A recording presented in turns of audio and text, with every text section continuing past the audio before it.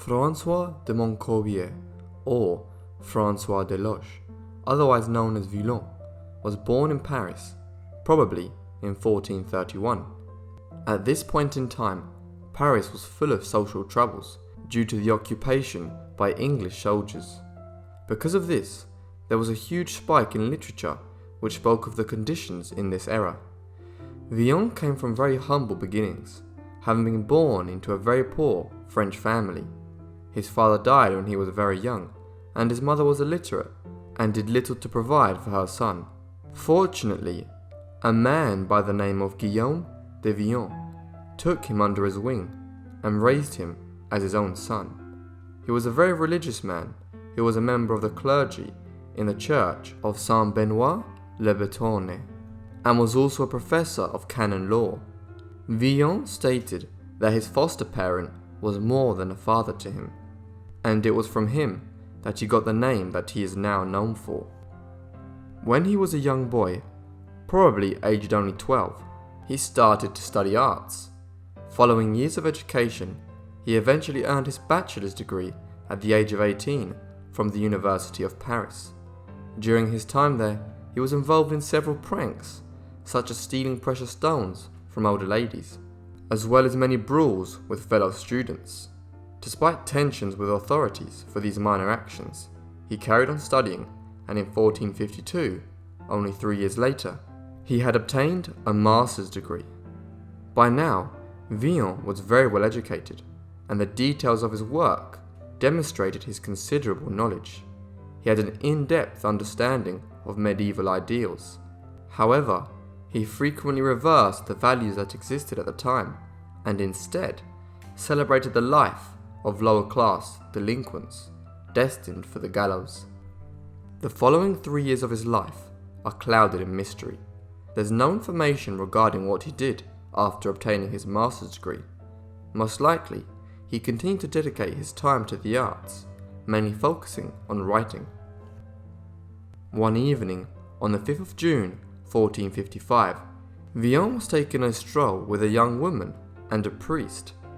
While passing by the Rue Saint-Jacques, he was attacked for an unknown reason by 3 men: Breton, Jean Lahadi, a master of arts, and a priest called Philippe Chermoy. A fight ensued, and the level of violence quickly escalated, as knives were drawn in self-defense. The initiator of the fight was determined to have been Philippe. He was the one who provoked Villon and drew first blood by cutting his lip with a large dagger. In response, Villon got out his small dagger that he hid under his cloak and stabbed him in the groin. With Philippe still trying to continue his attack, Villon struck him on the head with a large stone. Philippe finally collapsed to the floor. After the incident, Villon and his companions fled the scene before they were discovered. As a result of the scuffle, Philippe died of his injuries. Not too long after, Villon was identified as the man responsible for his wounds and was sentenced to banishment. But supposedly, before his death, Philippe forgave Villon. Thanks to this, and the help of his adoptive father, in January 1456, he received a pardon for justifiable homicide from King Charles VII, meaning his sentence was left without effect. It's due to evidence from the court that led to some confusion about his true name, as there's information of 2 pardons, one referring to a François Deloche, and another with the name François de Montcorbier. In any case, whatever his true name may be, he is always known, and will be, as François de Villon. Despite being a well-educated man, he frequently faced humiliation by the upper classes, and took a liking to spending his time with pickpockets and prostitutes in taverns. Furthermore, Villon had little success with his writing, and didn't earn much money. The huge wealth disparity that existed was one of his motivating factors that filled the young man with a passion for equality and the need for some wealth. The situation he found himself in led to him taking action. In late December 1456, Villon, accompanied by a group of students, broke into the chapel of the Collège de Navarre and stole 500 gold crowns. With the robbery a success, he fled Paris, hoping that away from the city, he had no chance of being caught. During his time away from Paris, he wrote his first autobiographical poem called The Lay, often called the Petit Testament. For many months, the group of thieves were completely free, with no one suspecting of them. In fact, it wasn't until March that the police came across the robbery. After 2 months of investigation, the authorities finally tracked down the group of student robbers. This was mainly thanks to one of the robbers called Guy Dabari.